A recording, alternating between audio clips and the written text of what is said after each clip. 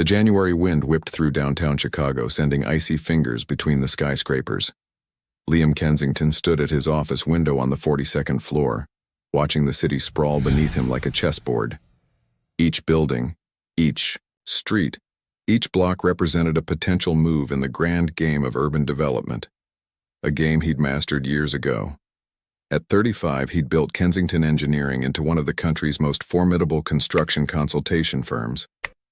His reputation preceded him, the man who could find structural flaws in any building, the expert witness who could convince any jury that demolition was the only safe option. The press had dubbed him the Modernizer, though some used the nickname less kindly than others.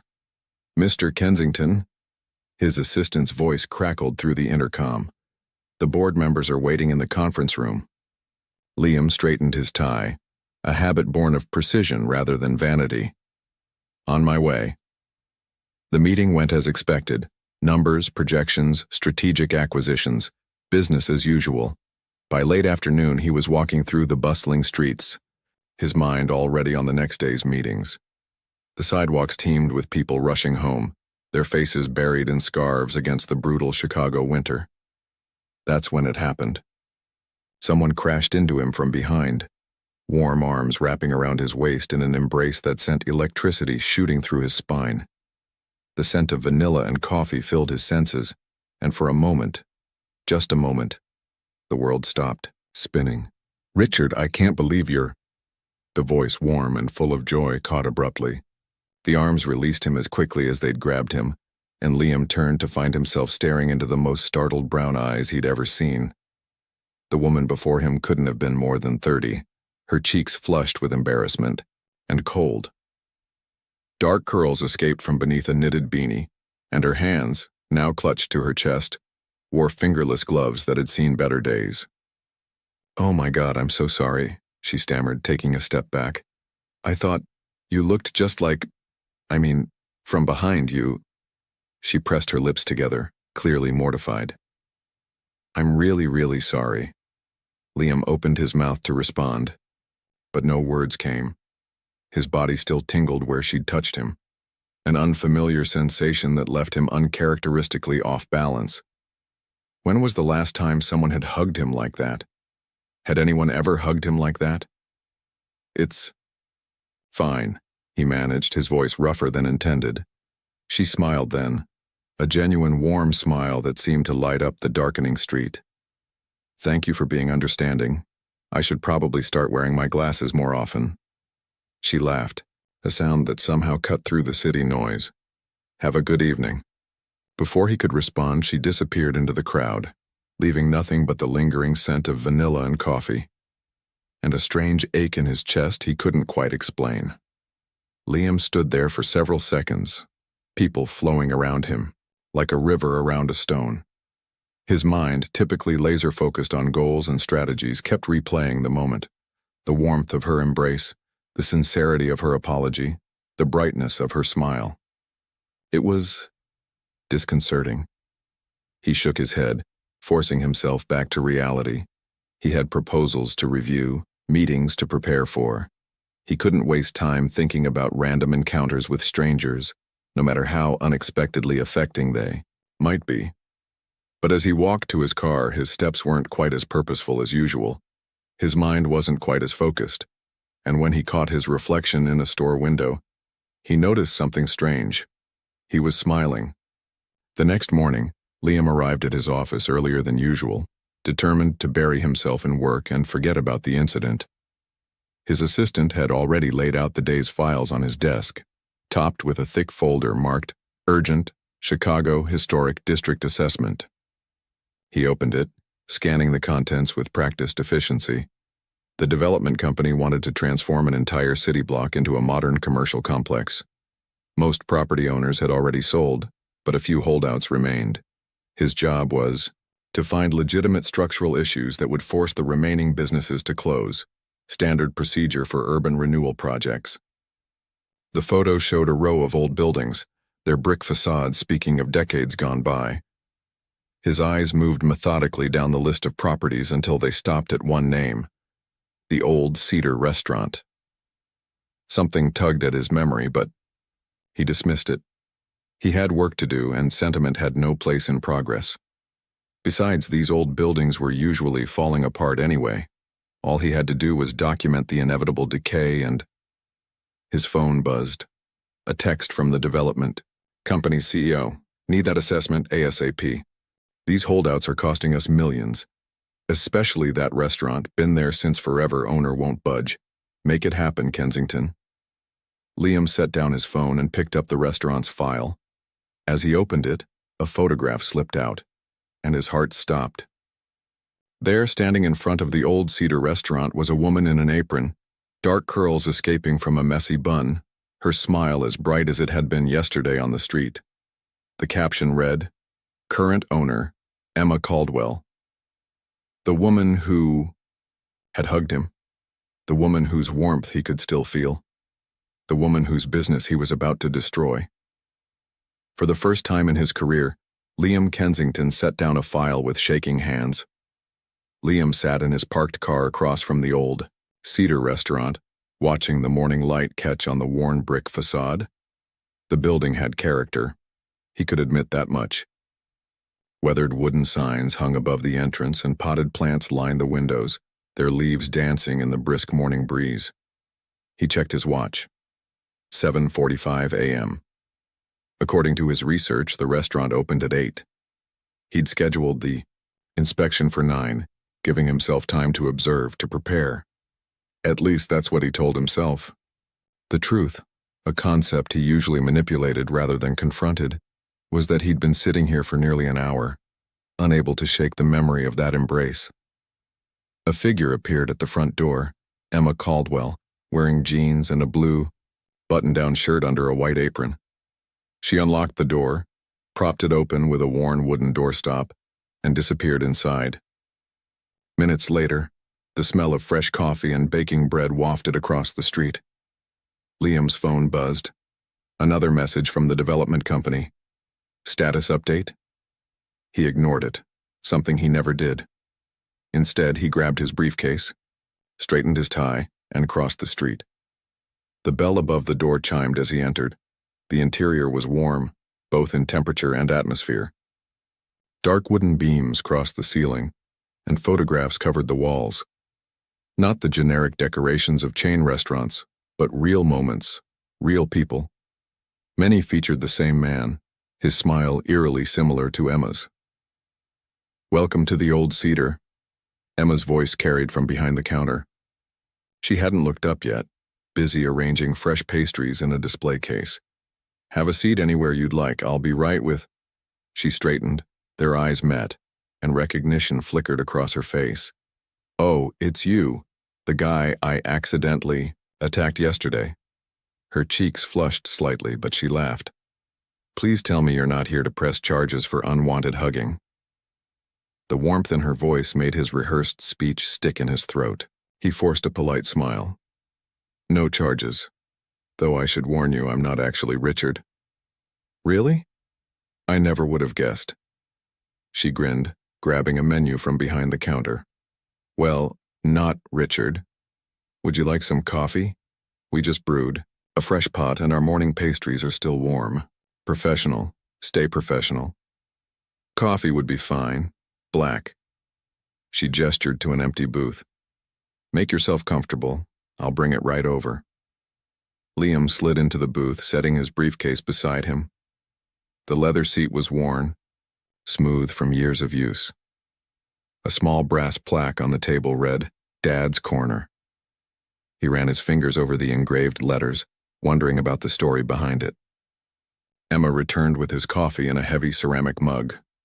Dad's Corner was painted on it in faded letters. "You picked his favorite spot," she said, setting down the mug. "My father used to sit here every morning, planning the day's specials and chatting with regulars."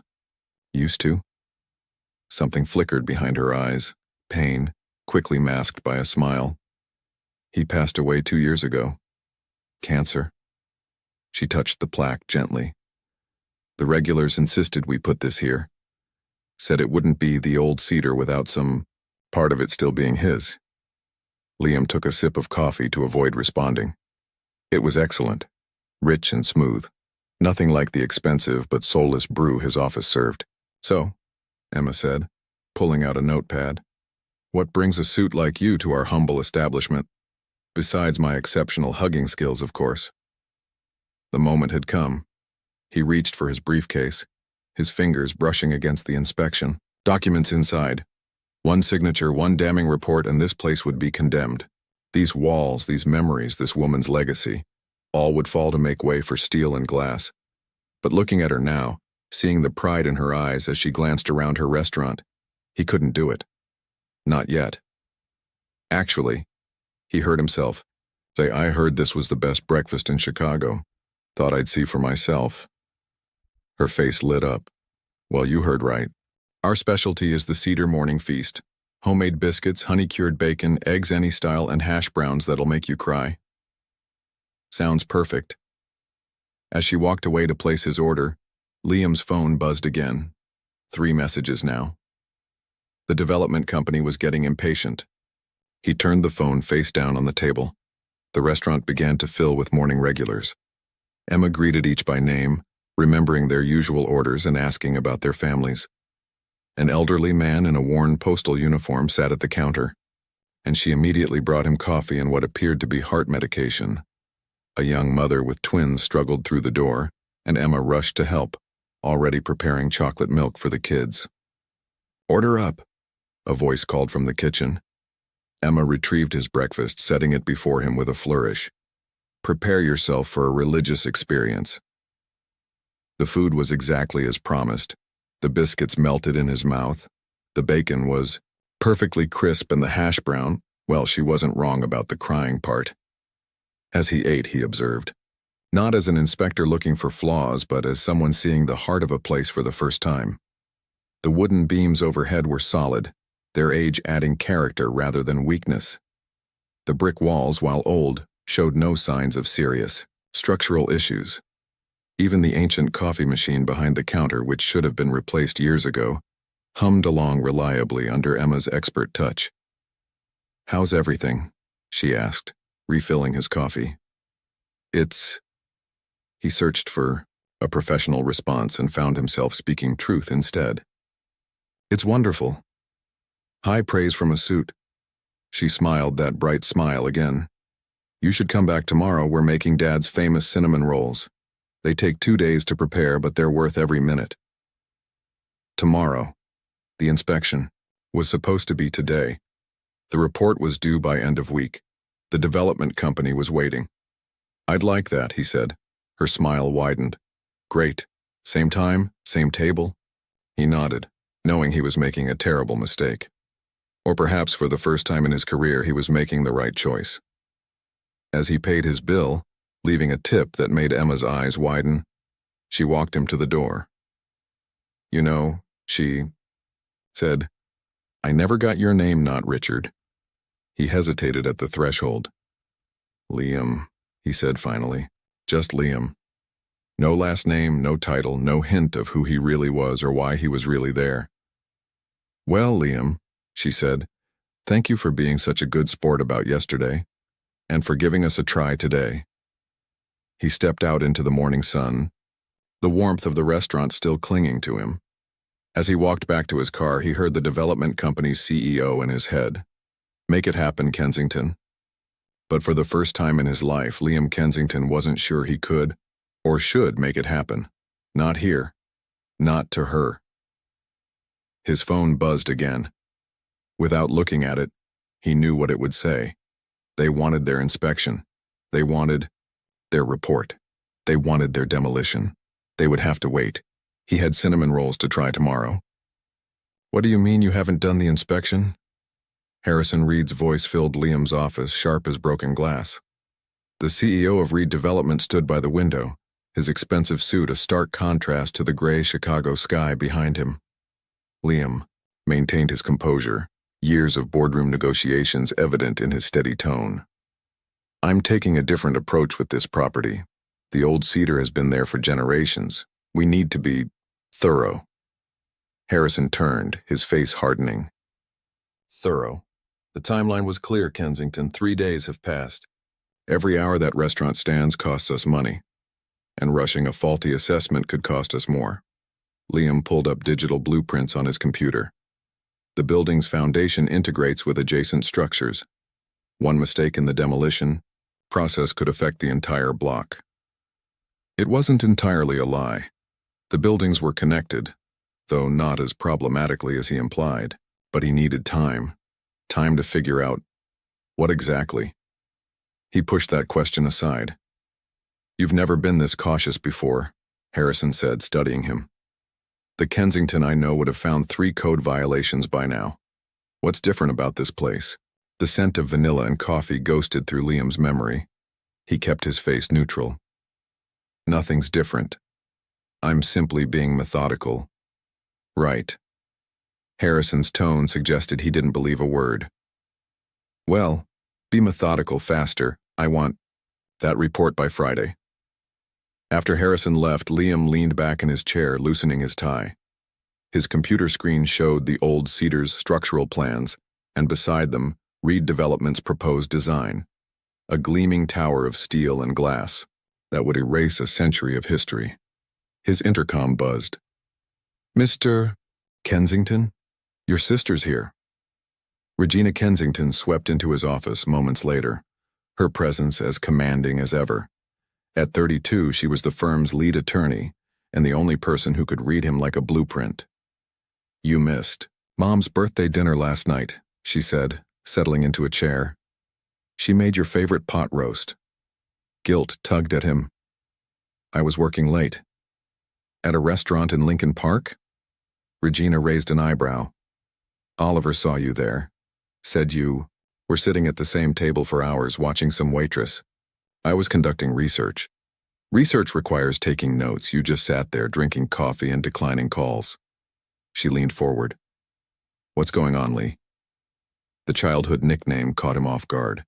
Regina hadn't called him that. Since their father died, since they both learned that success required steel in your spine and ice in your veins. "Nothing's going on." He turned to his computer, pulling up more documents.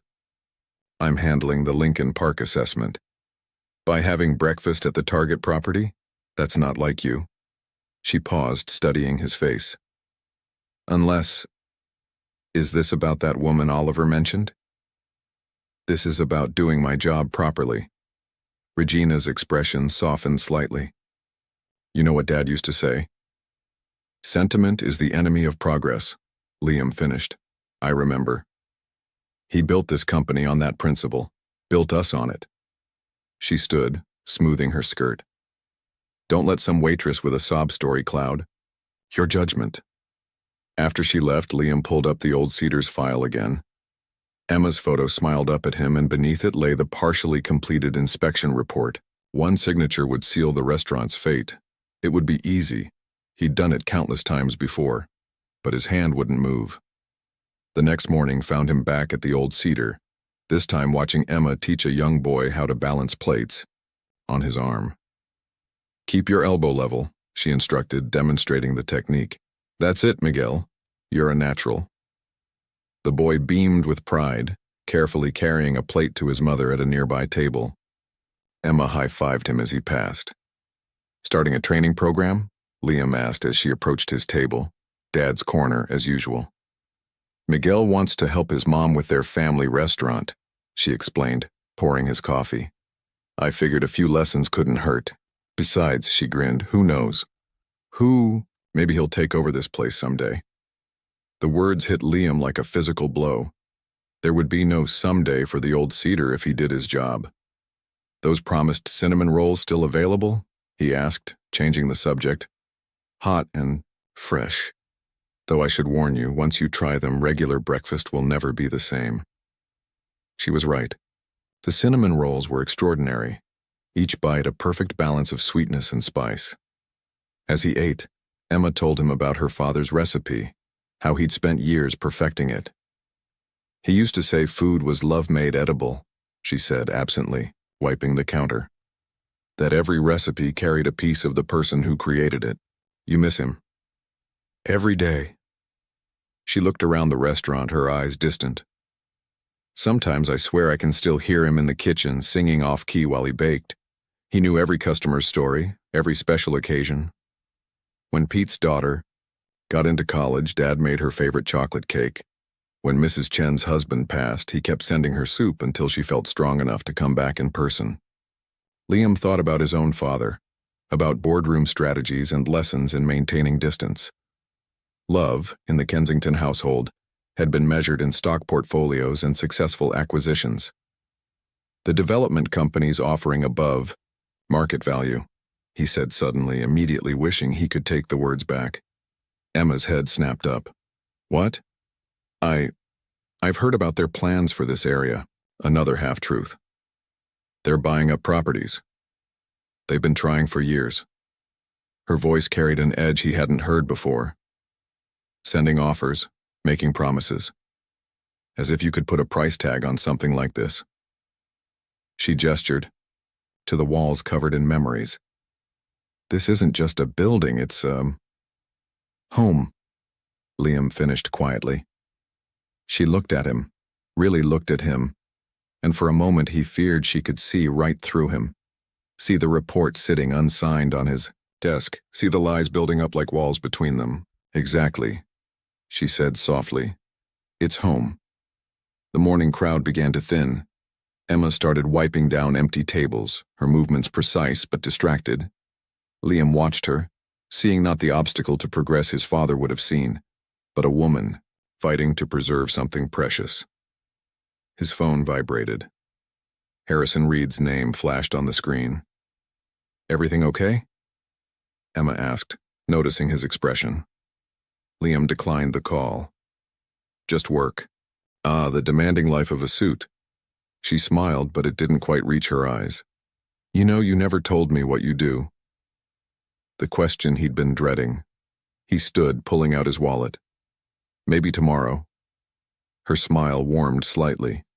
Is that a promise? Yes, he said, knowing he was only digging himself deeper. Same time, same table.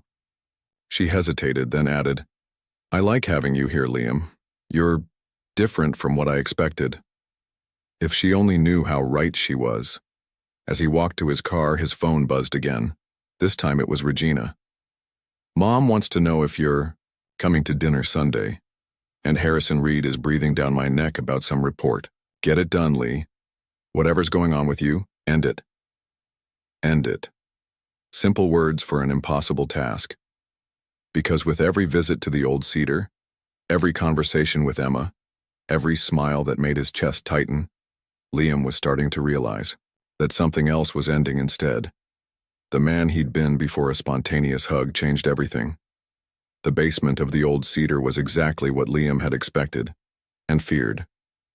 Ancient pipes snaked across the ceiling. The original electrical panel looked like something from a museum, and the foundation showed signs of settling. Nothing catastrophic, nothing that couldn't be fixed, but enough to justify demolition in the eyes of the law. Watch your head, Emma called from behind him. Dad used to say these beams were designed for shorter generations. Liam ducked under a low-hanging pipe, his flashlight beam dancing across the walls. He shouldn't be down here with her. Should have waited until after hours, done a proper inspection alone. But when she'd mentioned a leak in the storage room, he'd offered to take a look before he could stop himself. You know about buildings? She'd asked, surprised. A little, he'd answered. Another lie to add to the growing pile.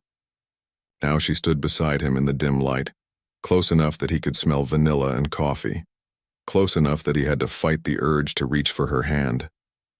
It's not pretty down here, she admitted, running her fingers along the rough stone wall. But it's got character, right? Character. If only that counted for something in his world of steel and concrete calculations. The pipes need work, he said instead of answering. And that electrical panel, I know, it's on my list. She sighed, pulling out a small notebook from her apron pocket. Everything's on the list. The notebook was filled with her neat handwriting, repair estimates, contractor quotes, budget calculations.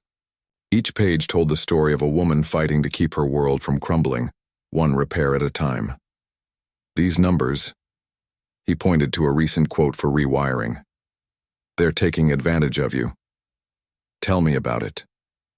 She tucked the notebook away. "But it's not like I have much choice. Most contractors won't even touch buildings this old anymore. They all say the same thing: tear it down, start fresh." The words hit too close to home. Liam moved his flashlight to a corner, pretending to examine the foundation. "And you won't consider it? Starting fresh? Would you tear down your childhood home just because the pipes leaked?"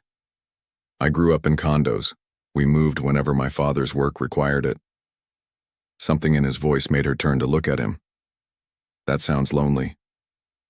"It was efficient." "Efficient," she repeated softly. You use that word a lot.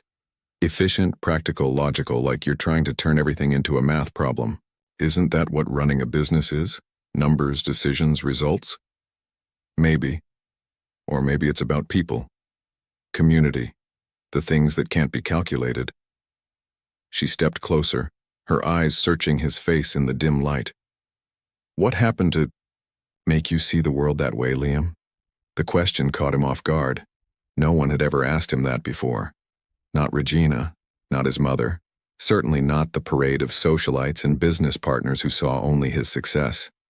Before he could answer, footsteps echoed from above. "Emma?" A woman's voice called down the stairs. "The delivery's here and Mrs. Rodriguez needs her usual table." "Coming, Mom," Emma called back. To Liam she added, "Duty calls. Thanks for checking things out. Even if you did just confirm what I already knew. This place is held together by hope and duct tape." She headed for the stairs, then paused. "Hey, if you're not busy tonight, we're having a little gathering. First Friday of every month, Dad used to host community dinners. We've kept it going, nothing fancy, just good food and better company. You could join us if you want." The invitation hung in the air between them, heavy with possibility. Liam knew he should decline. The development company was pressuring him for the report. Regina had left 3 messages about a major client meeting. His carefully ordered world was already tilting dangerously off axis. "What time?" he heard himself ask. 7. Bring your appetite." She smiled that sunshine smile and disappeared up the stairs. Liam stood in the basement for a long moment, his flashlight beam fixed on the spot where she'd been. Then he pulled out his phone and opened his camera, methodically photographing every crack, every aging pipe, every potential code violation. Evidence. Ammunition. His job. The photos would make an excellent case for demolition. Combined with the building's age and the cost of bringing everything up to code, no one would question his recommendation. It would be clean, professional, efficient. It would destroy her. He put the phone away and climbed the stairs, emerging into the warm light of the restaurant. Emma was at her usual post behind the counter, chatting with an elderly woman while preparing what looked like chamomile tea with honey. "And then my grandson says, 'Grandma, that's not how Wi-Fi works.'" The woman laughed, and Emma laughed with her, the sound wrapping around Liam's heart like a warm blanket. His phone buzzed. Harrison Reed's name flashed on the screen, followed immediately by a text from Regina. "Board meeting tomorrow. They want the Lincoln Park presentation." Reality crashed back in. He had to get out of here, had to think, had to find a way to... "Liam?" Emma's voice cut through his spiral. "Everything okay?" He looked up to find her watching him, concern etched on her face. The elderly woman was studying him too, her eyes sharp with wisdom. "Fine," he managed. "Just remembered a meeting. I'll see you tonight." He fled the restaurant, nearly running to his car. Inside, he gripped the steering wheel until his knuckles turned white, trying to steady his breathing. What was he doing? This wasn't him.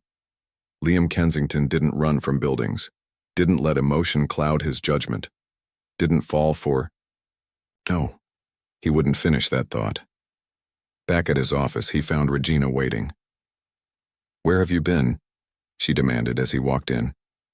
"Harrison's called 3 times. The board wants answers, Lee.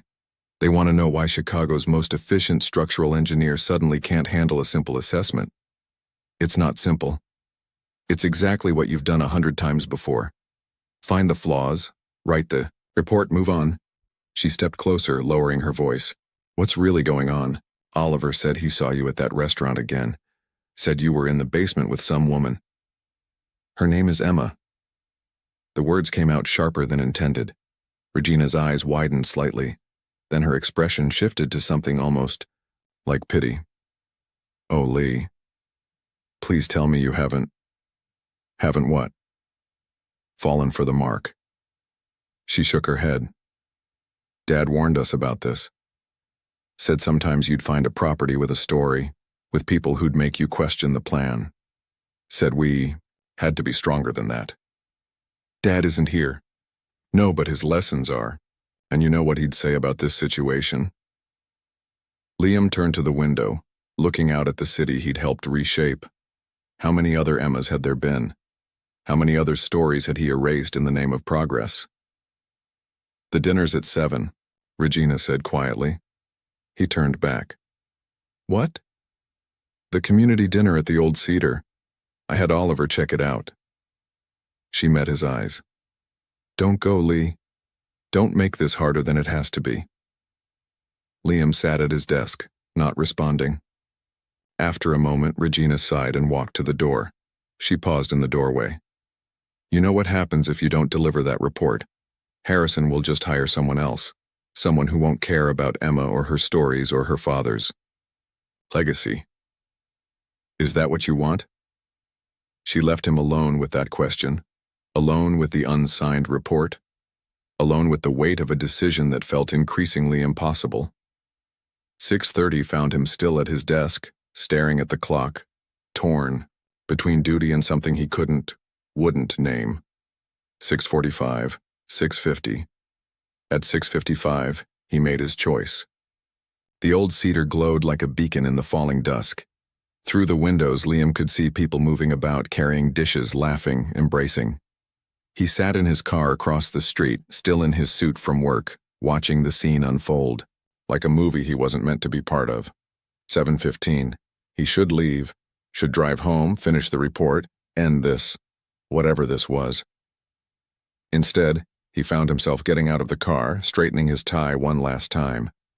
The bell chimed as he entered, but this time it was almost lost in the warm chaos of conversation and laughter. The tables had been pushed together to form one long communal space, covered in mismatched tablecloths and loaded with steaming dishes. The air was rich with the scent of home cooking, roasted meats, fresh bread, spices he couldn't name. Liam, Emma's voice cut through the noise. She appeared in front of him wearing a deep blue dress instead of her usual apron, her dark curls falling loose around her shoulders. You came. I'm late, he said, suddenly aware of how out of place his suit looked among the casual attire of the other guests. You're perfect. She caught herself, cheeks coloring slightly. I mean, your timing is perfect. We're just getting started. Before he could respond, she took his hand, the first time she'd touched him since that accidental hug, and led him through the crowd. Her fingers were warm against his, calloused from work but gentle. Everyone, she called out. This is Liam. He's a friend. The word friend hit him like a physical blow. How long had it been since anyone had called him that? In his world, there were colleagues, competitors, and clients, nothing more. The crowd welcomed him with warmth he didn't deserve. An elderly man pressed a glass of wine into his hand. A woman with silver hair insisted he try her enchiladas. The boy from the other day, Miguel, proudly showed him how he could now carry 3 plates at once. Emma guided him to a seat near the middle of the table. As he sat down, he noticed the brass plaque had been moved here too. Dad's corner, now part of a larger whole. This was Dad's favorite night, Emma said, settling beside him. He used to say breaking bread together was like building bridges between hearts. A woman across the table, Emma's mother, he realized, smiled at the memory. John always had a way with words and people. She studied Liam with knowing eyes. Though he'd probably tell you to lose the tie at a family dinner. Family dinner. The phrase echoed in his mind as he looked around the table. This wasn't just a community gathering, it was a family. bound not by blood but by something deeper. Each person had a story, a connection to this place, to Emma, to her father's legacy. The elderly woman from that morning, Mrs. Chen, he learned, was telling a story about John Caldwell bringing her soup every day for a month after her loss. The postal worker, Pete, described how John had helped put his daughter through college by offering her a job and flexible hours. Miguel's mother spoke of arriving in Chicago with nothing, and how John had given her family their first real welcome. As the stories flowed with the wine, Liam found himself relaxing despite his guilt. He loosened his tie, rolled up his sleeves, and let himself be drawn into the warmth of the moment. Emma's leg brushed against his under the table, and neither of them moved away. "So, Liam," Mrs. Chen said during a lull in conversation, "what brought you to our little family?" He felt Emma tense slightly beside him. They hadn't discussed his first visit, that awkward hug that had started everything. It felt like a lifetime ago. "I got lost," he said truthfully. "Emma helped me find my way." She turned to look at him, surprise and something softer in her eyes. The candlelight caught the gold flecks in her irises, and for a moment he forgot about reports and deadlines and demolition plans, forgot about everything except the way she was looking at him. The moment broke when his phone buzzed in his pocket. Regina's name flashed on the screen, followed by a message that made his blood run cold. Harrison moved the board meeting to tomorrow morning, 8 a.m., no excuses. "Work?" Emma asked, noticing his expression. "Always." He tried to smile, but it felt stiff. "You know," she said, her voice quieter, meant just for him, "I've never met anyone who looks as lonely as you do when you check your phone." The observation struck too close to home. "I'm not." "You are." She touched his arm gently. "But you don't have to be, not here." After dinner, people lingered, helping to clean up, sharing dessert, unwilling to let the evening end. Liam found himself in the kitchen, sleeves rolled up, washing dishes alongside Emma while her mother dried. "John would have liked you," Mrs. Caldwell said suddenly. Liam nearly dropped the plate he was washing. "You think so?" He had a sense about people, could see past their walls. She gave him a knowing look, even when they couldn't see past them themselves. Emma bumped his hip with hers playfully. "Mom, stop psychoanalyzing our guests." "Just speaking truth, honey." Mrs. Caldwell hung up her dish towel. "I'll finish up out front. You two take your time." After she left, a comfortable silence fell between them. Emma handed him dishes to wash, their fingers brushing with each exchange. The simple domesticity of it made his chest ache. "Thank you for coming tonight," she said finally. "I know it's probably not your usual scene." "No," he agreed. "It's better." She smiled, then reached up to wipe a spot of soap from his cheek. The touch lingered, and suddenly the kitchen felt very small. "Emma?" He started, not sure what he was going to say, but knowing he had to say something. "Yes?" The weight of his secret pressed against his chest. He could tell her now. Should tell her now. Before tomorrow's meeting, before everything fell apart. Instead, he asked, "Would you like to have dinner with me? Just us?" Her eyes widened slightly, then crinkled with her smile. "I thought you'd never ask." "Is that a yes?" "That's a definitely yes." She bit her lip. "Though I should warn you, after tonight's feast, you've got some tough competition." "I know a place," he said, already planning. A quiet restaurant, on the other side of town, far from the old cedar, far from his guilt. They made plans for the following evening, exchanged phone numbers, shared one more lingering look that made his heart race. Then he was walking to his car, her warmth still lingering on his skin, her smile burned into his memory. The unsigned report sat in his briefcase like a bomb waiting to detonate. 8 hours. He had 8 hours until the board meeting. 8 hours to decide between his duty and his heart. 8 hours to figure out how to save the old cedar without destroying everything he'd built. or 8 hours to remember who he was supposed to be. Liam Kensington, the modernizer, the man who turned sentiment into steel and glass. His phone buzzed one last time. Regina. Whatever you're thinking, stop. Remember who you are. The problem was, for the first time in his life, he wasn't sure he wanted to be that person anymore. The Kensington Engineering boardroom stretched before Liam like a battlefield. Floor-to-ceiling windows offered a pristine view of Chicago's skyline, a testament to the very progress he'd championed for so long. Harrison Reed stood at the head of the table, his expression dark as storm clouds. "Let me get this straight," Harrison said, tapping the thick folder in front of him. "After 2 weeks of thorough investigation, your recommendation is to preserve the building?" Liam met his gaze steadily. "The structural issues are manageable. With proper renovation." "Renovation?" Harrison's laugh was sharp as broken glass. "We're not in the renovation business, Kensington. We're in the future business. Progress. Innovation." He gestured to the gleaming towers outside. "That's our legacy." The word legacy hit too close to home. Liam thought of Emma's father, of the brass plaque that meant more than any steel monument. "The old cedar is part of the community's fabric," Liam argued. "The cost of preserving it is nothing compared to the cost of your reputation if you submit this report." Harrison slid the folder back across the table. "You've gone soft, Kensington. The question is why?" Regina shifted uncomfortably beside him. She knew why, had probably already told Harrison about Emma, about the dinners, about everything her surveillance had uncovered. "My assessment is professional and thorough," Liam said, keeping his voice level. "If you want a second opinion—" "Oh, we're well past second opinions." Harrison pressed a button on the conference phone. "Send her in." The boardroom door opened and Liam's world tilted on its axis. There, in a crisp business suit that looked wrong on her, stood Emma. Their eyes met. The betrayal in hers knocked the breath from his lungs. "Miss Caldwell," Harrison said smoothly, "thank you for joining us.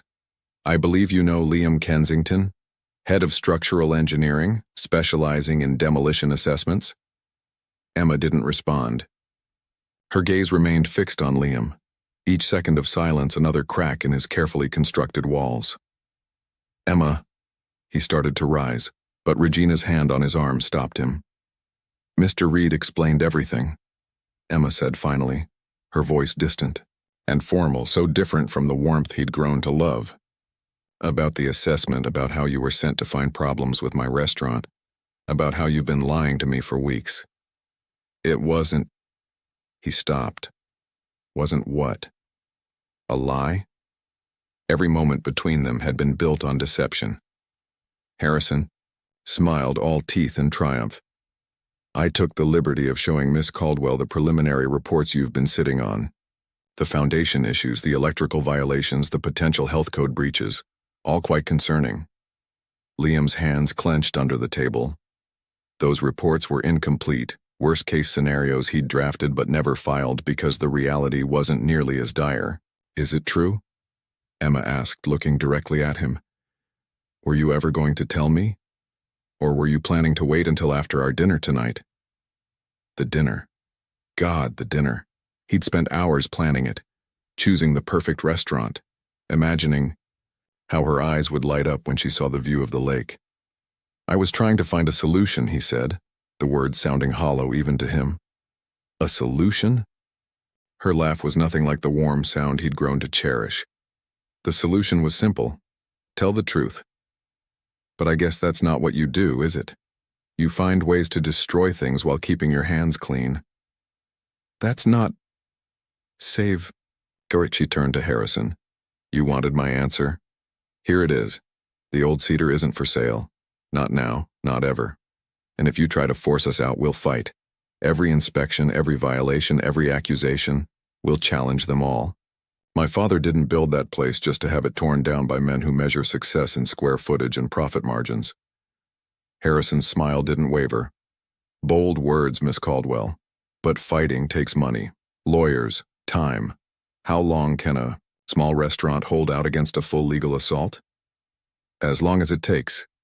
She straightened her shoulders, and Liam saw John Caldwell's strength in her stance. We have something you don't, Mr. Reed. We have community. Community doesn't pay legal bills. No, a new voice said from the doorway. But I do. Regina stood startled. Mother? Catherine Kensington entered the boardroom like a queen entering her court. At 65, she carried herself with the authority of someone who had weathered countless corporate storms. Harrison, she nodded to Reed, I see you're still using the same old playbook. Intimidate, isolate, destroy. I taught you better than that. Mrs. Kensington. Harrison's smile flickered. This is a private meeting. In my company's boardroom? She raised an elegant eyebrow. I may have stepped down as CEO, but I still own controlling interest, and I've been watching this situation with great interest. She turned to Emma, her expression softening slightly. My dear, I knew your father. Years ago, when this neighborhood was just starting to grow, John Caldwell was one of the few who saw potential in more than just property values. He built community, while others built empires. She smiled. He also made the best apple pie in Chicago. Emma's composure cracked slightly. You knew my dad? He catered my husband's funeral. Catherine's voice carried old grief. Refused to take payment. Said sharing food was sharing comfort. She turned to Liam. Something your father never understood, dear. He was brilliant, with buildings, but terrible with people. Liam felt the weight of years of expectations pressing down on him. Mother, what are you doing? Cleaning up another mess. She settled into the chair at the head of the table, Harrison's chair. Now here's what's going to happen. The old cedar will be preserved. Kensington Engineering will provide consultation on necessary renovations, at cost. Harrison, your development can work around it. Sometimes the most impressive modern designs are those that honor what came before. Harrison's face reddened. This is ridiculous. The contract is with my company. Catherine cut him off. And I'm amending it. She fixed him with a steel gaze. Unless you'd prefer to explain to your board why you lost Kensington Engineering's support on all your Chicago projects? The threat hung in the air. After a long moment, Harrison gathered his papers. This isn't over. No, Catherine agreed. It's just beginning. Sometimes progress means learning from the past, not erasing it. After Harrison stormed out, Catherine turned to Emma. My dear, I believe you have a restaurant to run. And if you're willing, I'd love to become a regular. I've missed John's apple pie. Emma stood straighter, professional despite the tears threatening to fall. We still make it, every Thursday. Excellent. Catherine smiled. We'll talk soon. Emma turned to leave, then paused at the door. She looked at Liam one last time, and the pain in her eyes made his chest constrict. Goodbye, Mr. Kensington, she said softly. Then she was gone. The silence that followed felt like a tomb. Regina touched his shoulder gently. Lee, don't.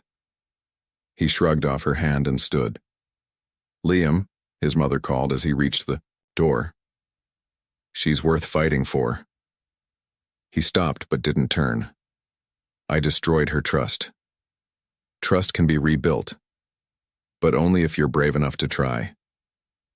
He left without responding, his footsteps echoing through the empty hallway. In his office, he found Emma's contact still open on his phone.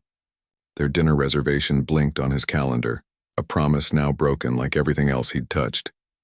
He should delete it, move on, return to the safe, ordered world he'd built. Instead, he found himself typing, I'm sorry, not for protecting the old cedar, but for lying to you. You deserved better. I deserved better than the man I've been. His finger hovered over send as the sun set over Chicago, painting the sky in colors that reminded him of candlelight and family dinners and a warmth he'd never known he was missing. 2 weeks passed. Liam never sent the message. He threw himself into work, taking on projects across the country, anything to stay away from Chicago, from the old cedar, from the memory of Emma's eyes in that boardroom. His mother's words echoed in his mind. Trust can be rebuilt. But how? Do you rebuild something you never deserved in the first place? Rain pelted his office windows as he reviewed plans for a development in Boston. His phone buzzed. Regina, for the third time that day. He ignored it, just like he'd ignored her attempts to talk about what happened. Just like he'd ignored his mother's invitations to dinner. The intercom crackled. "Mr. Kensington, your sister's here." Before he could respond, Regina burst through, the door soaking wet and furious. "You need to come with me, now. I'm busy. The old cedar's basement is flooding." His head snapped up. "What?" "The storm drains backed up. The whole block is underwater." She threw a raincoat at him. "Mom's already there. And Emma, she needs help, Lee. Real help, not just money or lawyers." He was moving before she finished speaking, grabbing his keys, his mind already racing through possibilities. Old buildings, damaged foundations, water, damage. "You'll need this." Regina handed him a thick folder. Everything about the building's infrastructure, including the original drainage plans from 1922. He glanced at her as they rushed to the elevator. "You kept these?" "Someone had to be ready." She met his eyes. "She may hate you, but that doesn't mean you can't help." The rain was biblical by the time they reached the old cedar. Emergency vehicles lined the street, their lights painting. The wet pavement in red and blue. A small crowd huddled under umbrellas. Regular customers, Liam realized, come to help despite the weather. Inside, the usually warm restaurant was chaos. People formed bucket brigades, passing water from the basement to the street. Emma stood at the top of the stairs, directing efforts, her clothes soaked and her face drawn with exhaustion. She saw him first. For a moment, the noise and chaos seemed to fade away as their eyes met. Then Miguel rushed past with an empty bucket, breaking the spell. "What are you doing here?" Her voice carried over the din, not angry but not welcoming either. "I can help." He held up the folder. "I have the original drainage plans." She hesitated, calculating, putting aside personal feelings for practical needs. "How bad is it?" "Let me see." The basement was worse than he'd imagined. Water poured in through the old stone walls, already ankle-deep and rising. The ancient pump struggled valiantly, but uselessly against the flood. Liam waded through the water, examining walls, checking flow patterns. The building's bones were still strong, but its arteries were failing, without immediate intervention. "Well?" Emma appeared beside him, holding a flashlight. "Give me the truth this time." The truth. Such a simple request, such a complicated answer. "The main drain line is probably collapsed," he said, turning to face her. "All this water," he gestured to the rising flood, "it's finding the path of least resistance. Through your walls. Can you fix it?" "Yes." He paused. "But it's not just the drain. The whole system needs updating. The electrical should be moved higher. The foundation needs sealing. I can't afford all that." "I know." He met her eyes. "Let me help." "Why? More guilt to ease?" "Because I care." The words came out before he could stop them. "About this place, about the community, about—" A crack like thunder cut him off. The far wall shuddered, and a new torrent of water burst through. "Everyone out!" Liam shouted. "Now!" He grabbed Emma's arm, pulling her toward the stairs. Others scrambled up behind them as the water rushed in.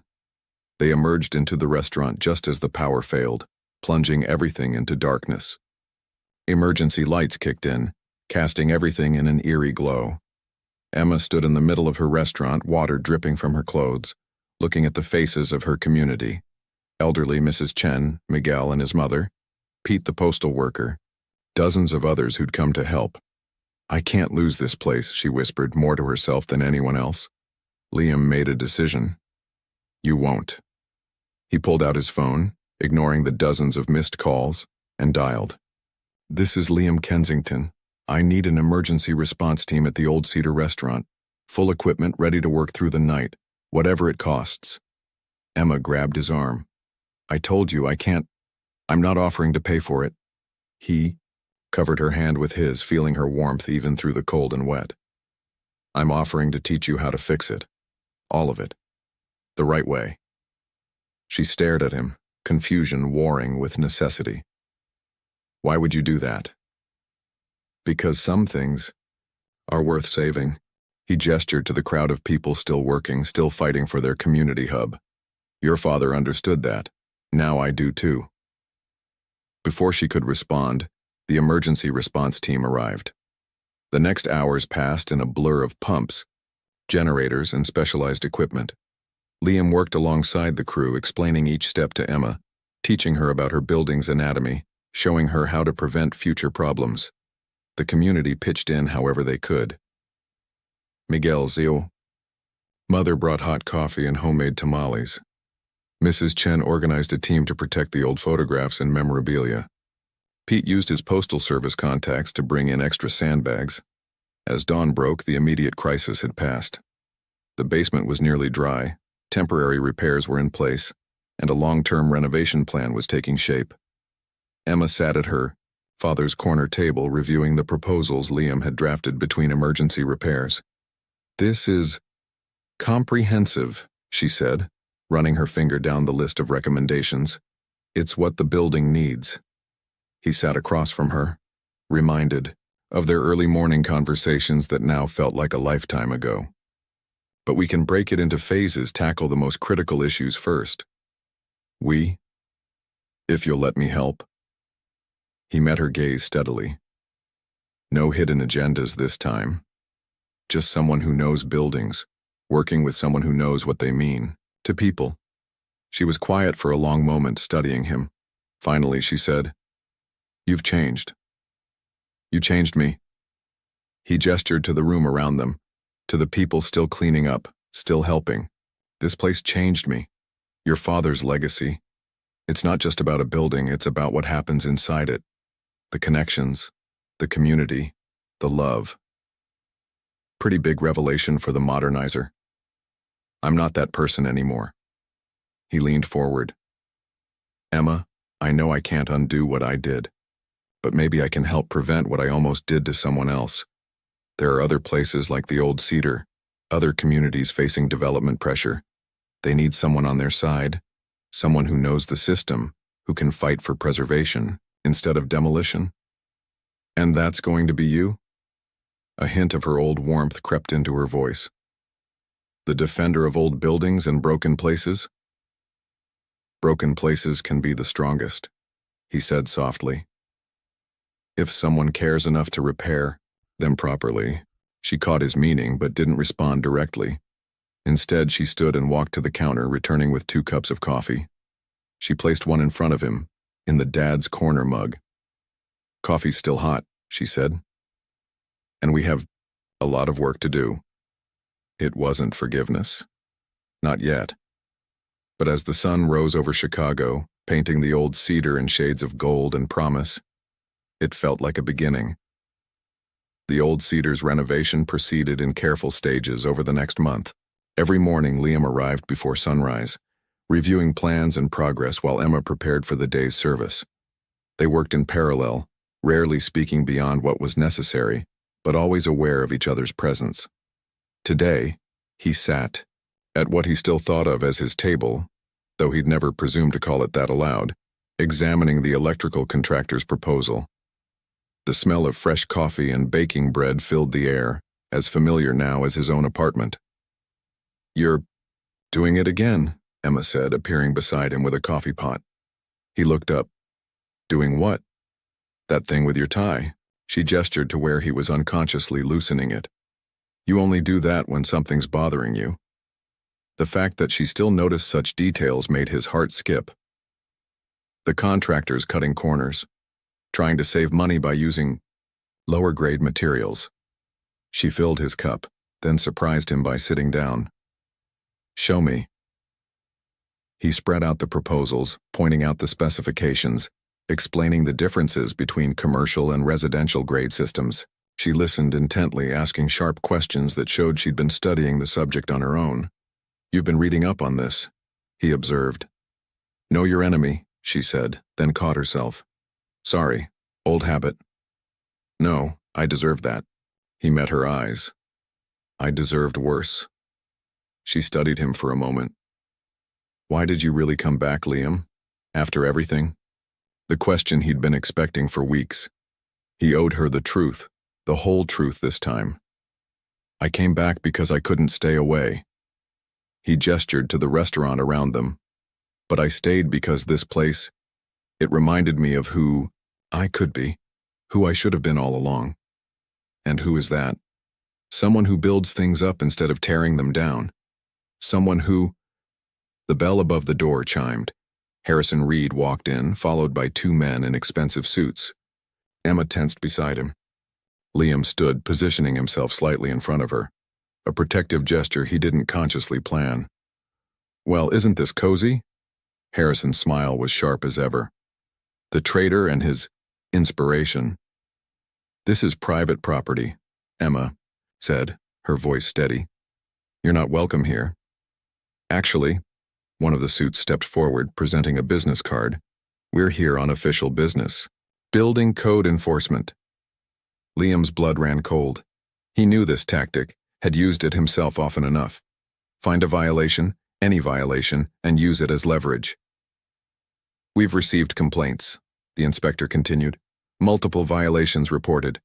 We'll need to conduct a full inspection." "Now?" Emma gestured to the renovation work visible through the basement door. "We're in the middle of approved repairs." "Perfect timing, then." Harrison's smile widened. "Wouldn't want any unfortunate oversights during the renovation." Liam stepped forward. "The work is fully documented. Every permit, every inspection." "Yes, all signed off by you." Harrison raised an eyebrow. "But given your personal involvement, the city feels an independent assessment is warranted." The second inspector moved toward the basement stairs. Emma started to follow, but Liam caught her arm. "Let them look," he said quietly. "We have nothing to hide." She met his eyes, and he saw her father's strength there. "Fine, but I'm going with them. We'd prefer to conduct our inspection without interference," the first inspector began. "This is my property," Emma cut him off. "You don't take a step without me present." Harrison chuckled. "Still fighting, Miss Caldwell? You must know it's only delaying the inevitable." "The only thing inevitable here is you leaving." Catherine Kensington's voice rang from the doorway. She entered like royalty, Regina and a distinguished-looking man beside her. "Mother?" Liam hadn't expected her, hadn't spoken to her since that day in the boardroom. "Harrison." Catherine's smile was pure steel. "I believe you know Judge Monroe. He's very interested in hearing about these selective inspections you've been arranging." The judge stepped forward. "Particularly given the pattern of complaints against historically significant properties in development zones." Harrison's smile faltered. The inspectors glanced at each other uncertainly. "Now," Catherine continued, "I suggest you take your inspectors and leave. Unless you'd like to explain to the city council why you're harassing a business that's already under approved renovation." "This isn't over," Harrison said, but his voice lacked conviction. "Actually, it is." Regina spoke up, producing a thick folder. "The Historical Society just approved the old cedar for landmark status. Any future development plans will require preservation of the original structure." Harrison's face reddened. He started to speak, thought better of it, and stormed out. The inspectors followed, avoiding everyone's eyes. After they left, Emma sagged slightly. Liam caught her elbow, steadying her. "Thank you," she said to Catherine. "All of you." "Don't thank me," Catherine replied. "Thank your father. His reputation in this community. It opened doors I didn't even know existed." Emma smiled sadly. "He always said relationships matter, more than regulations." "Smart man." Catherine turned to Liam. Speaking of relationships, mother, he warned, don't mother me. I've watched you two dance around each other for weeks. It's time for honest conversation. She looked between them. The kind that doesn't involve building codes or renovation plans. Regina cleared her throat. We should go. Judge Monroe has another appointment. After they left, silence fell. Emma moved behind the counter, more for something to do than any real purpose. Liam watched her, remembering all the mornings he'd spent doing exactly this before everything fell apart. Your mother's not subtle, she said finally. No, he agreed. It runs in the family, along with stubbornness and poor timing. That earned him a small smile. The timing wasn't the problem, the lies were. I know. He stepped closer to the counter. I can't undo them, but I can promise you'll never hear another one from me. She looked up at him. That's a big promise. I mean it. He laid his hands on the counter, close to hers but not touching. I've spent my whole life building walls, around buildings, around my heart, around everything that mattered. But you broke through them all with one hug. An accidental hug, she reminded him, but her voice was soft. That changed everything. He took a breath. I know I hurt you. I know trust has to be earned. But if you'll let me, I'd like to try. No walls this time. No masks. Just me, helping you preserve something beautiful. She studied him for a long moment. And what about the next old cedar? The next community that needs saving? I meant what I said before. I want to help them too. Regina's already working on restructuring the company's consultation services. We'll still evaluate old buildings, but now we'll focus on preservation and renovation instead of demolition. Your father's company becoming preservationists? A hint of her old teasing tone crept in. He'd hate that. Probably. Liam smiled slightly. But I think your father would approve. She reached out, slowly, her fingers brushing his on the counter. The touch sent electricity through him just like that first embrace. Dad always said everyone deserves a second chance, she said quietly. He believed people could change if they wanted to badly enough. She met his eyes. Do you want to change? I already have. He turned his hand over, palm up. An invitation, not a demand.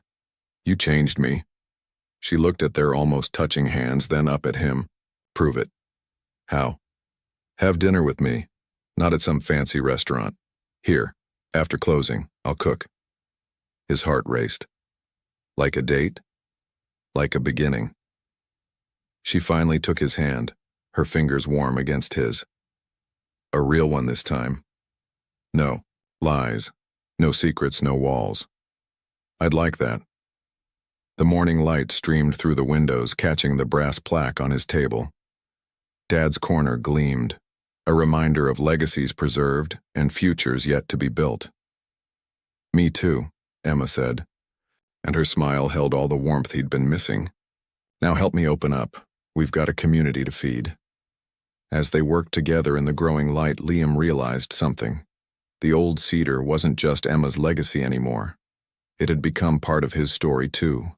The place where he'd lost everything. That didn't matter and found everything that did. And maybe, just maybe, it could become the place where they built something new together, on foundations strong enough to last. The old cedar was different after hours, quieter, more intimate, yet still filled with the echoes of countless conversations and shared meals. Liam stood in the doorway, a bottle of wine in his hands, watching Emma move through her evening routine. She'd changed from her work clothes into a simple blue dress, her dark curls loose around her shoulders. The sight reminded him of that community dinner, of chances lost and found again. You're early, she said, looking up from where she was, setting the table, his usual spot, Dad's corner. Force of habit. He held up the wine. I hope Red is okay. Perfect. She took the bottle, her fingers brushing his. Though I should warn you, I'm making my father's secret recipe tonight. Wine pairing wasn't exactly his specialty. What was? Making people feel at home. She disappeared into the kitchen, returning with 2 glasses. He used to say good food was just the beginning. It's what happens around the table that matters. The words hung between them as she poured the wine. So much had happened around this table. Lies revealed, truths discovered, hearts broken, and maybe, just maybe, beginning to heal. "I've been thinking," Liam said, taking his seat, "about what you asked before, about other places like the old Cedar." She sat across from him, the candlelight softening her features. "And? I found 3 in the past week alone. Small businesses, family operations, all facing development pressure." He pulled out his phone, showing her the locations. "This one's a bookstore that's been open since 1899. This is a family-run hardware store. And this..." He smiled slightly. "This is a restaurant almost as old as the old Cedar." Emma leaned forward, studying the screen. "And they all need help?" "They need someone who understands both sides, the technical requirements and the human cost." He met her eyes. "I was thinking, maybe we could help them together." "We?" "You know what these places mean to their communities. I know how to navigate the system. Together, we could..." A timer dinged in the kitchen. Emma stood quickly. "That's dinner, hold that thought."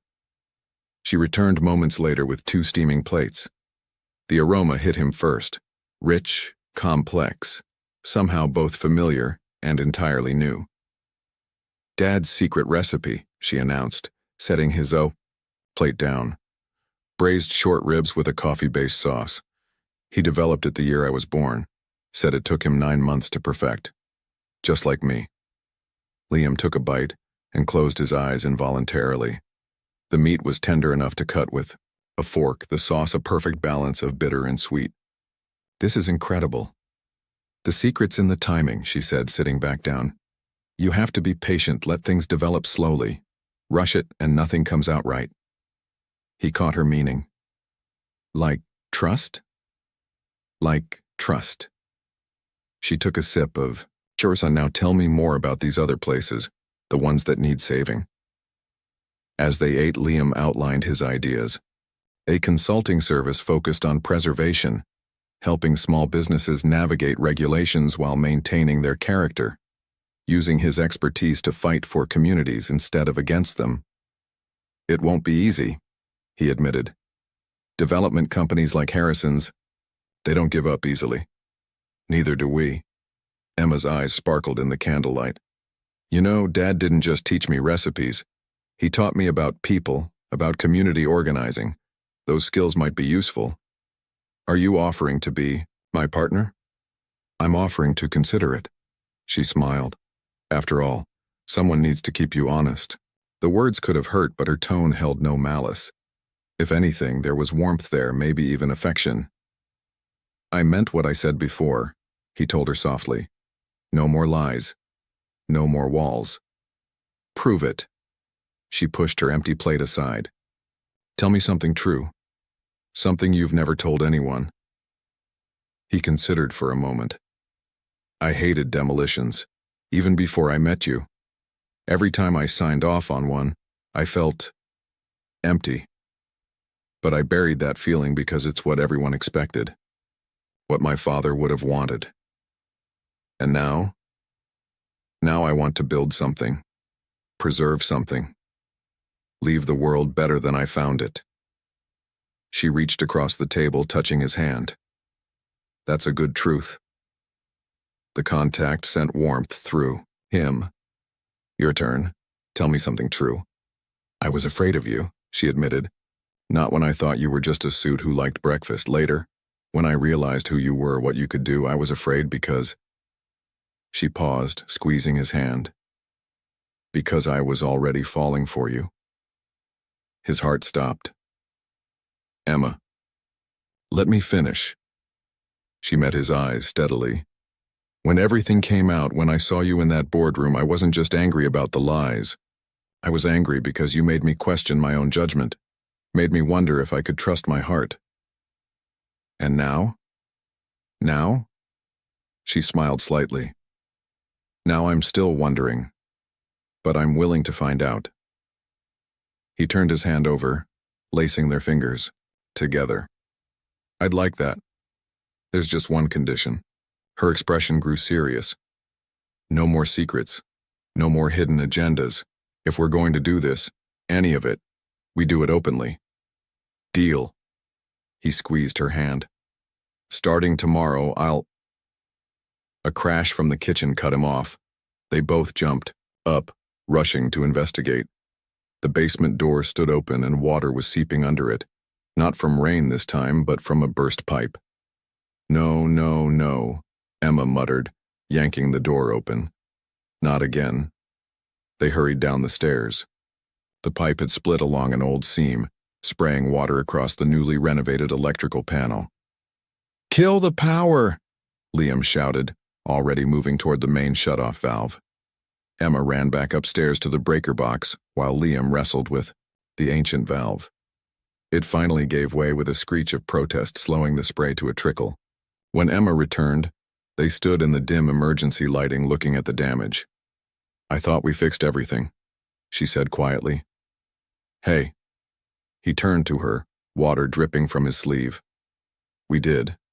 This is just an old pipe reaching the end of its life. It happens. We'll fix it.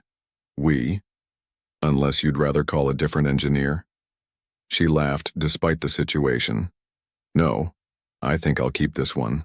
Their eyes met in the dim light, and suddenly Liam was very aware of how close they were standing, how her dress clung to her in the dampness, how her eyes seemed to glow even in the shadows.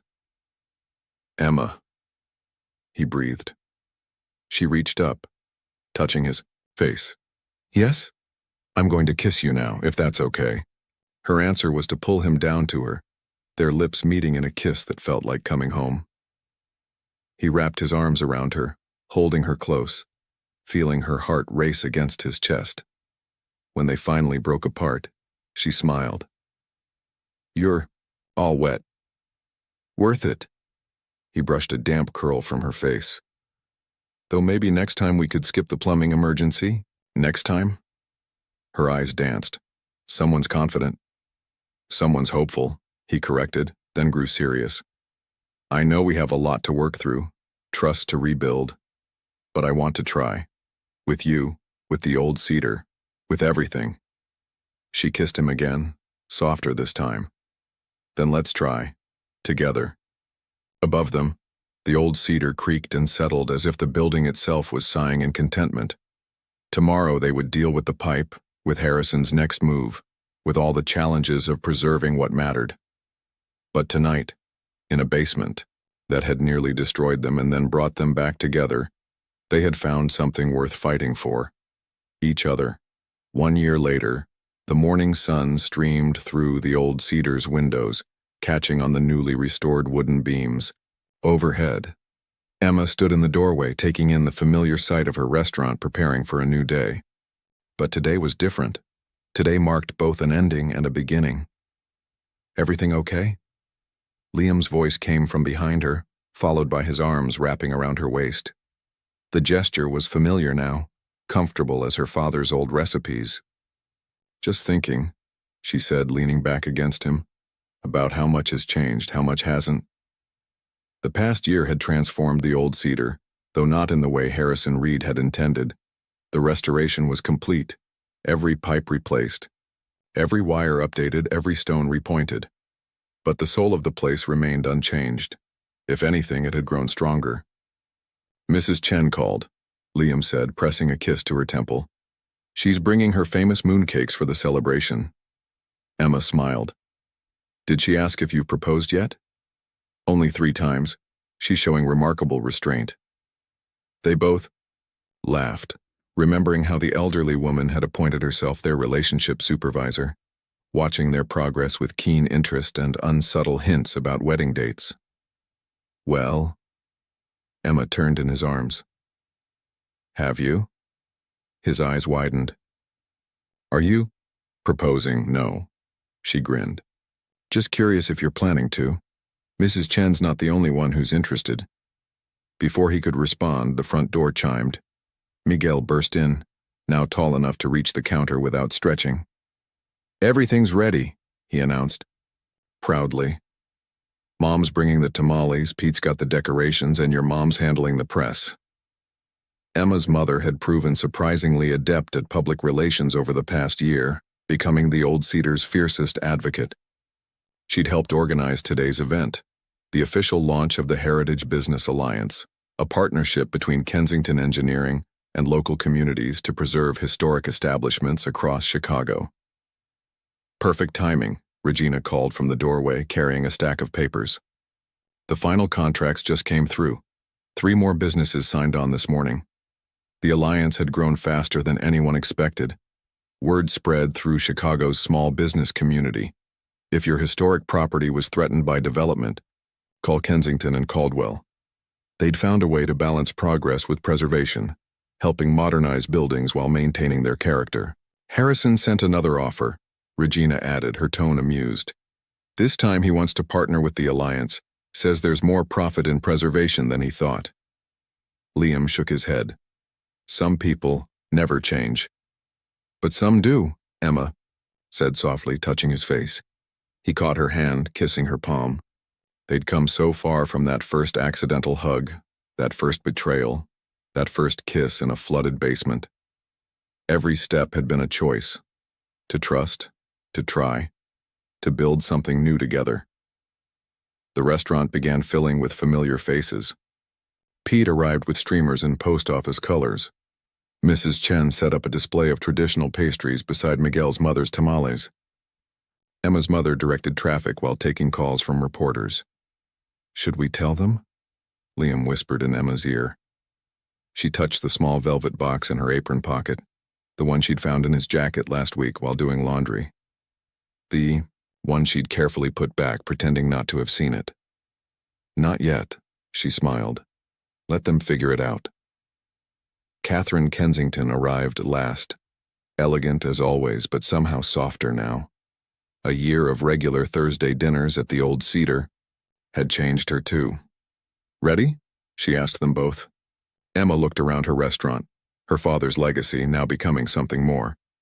The brass plaque still marked Dad's corner, but the table had been joined by others, each bearing its own small marker. Mrs. Chen's wisdom spot. Pete's parcel. Post. Miguel's training ground. A community written in brass and memory. "Actually," Emma said, "there's something we should do first." She took Liam's hand and led him to Dad's corner. From behind the counter, she retrieved a small package wrapped in brown paper. "I was going to wait," she told him, "but this feels right." He unwrapped it carefully. Inside was a brass plaque, smaller than the others but just as bright. It read, "Where walls fell and hearts met. For the day you hugged a stranger," she said softly, "and changed both our lives." Liam stared at the plaque, then at her. Without warning, he pulled her into his arms and kissed her deeply, ignoring the cheers and whistles from their assembled community. When they broke apart, he pressed his forehead to hers. "Marry me." "What happened to the romantic proposal? You planned?" He laughed. "You found the ring, didn't you?" "Maybe." She kissed him again quickly. "And yes." "Yes?" "Yes." She took the ring box from her pocket and handed it to him. "But you still have to do the formal proposal." "I want the whole thing, down on one knee, speech about forever, Mrs. Chen," crying in the background. As if on cue, Mrs. Chen called out, "Stop kissing and start the ceremony. Some of us want to see an engagement before we die." They broke apart, laughing. Emma looked up at Liam, her former enemy, her current partner, her future husband, and saw everything she needed in his eyes. "Ready to save more old buildings?" she asked. "Ready to build a life," he answered, "though maybe with fewer plumbing emergencies." The morning sun streamed through windows that had witnessed a century of stories. Outside, Chicago's skyline rose in steel and glass, but here in the Old Cedar, brick and wood and love had proven stronger. Emma looked at her community, at Miguel learning to manage inventory, At Mrs. Chen teaching Regina the proper way to serve tea, at her mother and Catherine planning what was sure to be an elaborate wedding. This was her father's true legacy. Not just a restaurant, but a place where lives intertwined, where strangers became family, where even the most carefully constructed walls could fall to the power of an unexpected embrace. "I love you, Liam," whispered just for her. Emma reached up and straightened his tie, a gesture that now meant everything. "I love you too, even if you are a suit." Above them, the old beams creaked their approval, and somewhere she was sure her father was smiling. The old cedar had survived, not as a relic of the past, but as a bridge to the future. A future where progress didn't mean forgetting, where modern didn't mean soulless, where love could turn the most hardened heart into a home, a future they would build together. One preserved building, one saved story, one strengthened community at a time. And it all started with a hug. What if an unexpected hug completely changed your destiny? In the hug that changed everything, we see how a simple gesture transformed not just two hearts, but an entire community. What would you do if you were in Liam's shoes? Would you choose to follow the safe path of business success, or would you risk everything for true love and the chance to make a difference in people's lives? Your participation in the channel is very important. Please leave your opinion in the comments.